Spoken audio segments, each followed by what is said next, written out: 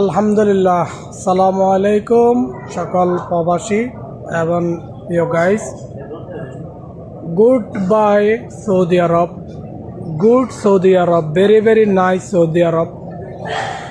আলহামদুলিল্লাহ রওনা দিলাম আমরা সকলে। না ছবি লইলাম না তো, ছবিকে এখানে আইব না। আর ভাই ছবি আইব না, আপনার মন খারাপ। আমি আপনার লোক কত করতে রাজি না এখন, লেকিন আমরা জানি বিয়েদের সম্বন্ধে প্রবাস জীবনটা কি।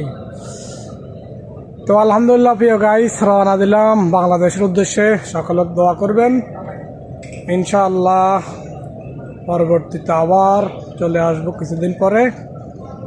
তো দেশের মাটির কথা, আর বিশেষ করে আমাদের দেশে এখন নতুন প্রধানমন্ত্রী পুরুষ হয়েছে, সেই জন্য দেশে চলে যাচ্ছি। দেশটাতে একটা ভবন দিয়ে আসবো, সেই জন্য প্রধানমন্ত্রী নতুন হওয়ার কারণে।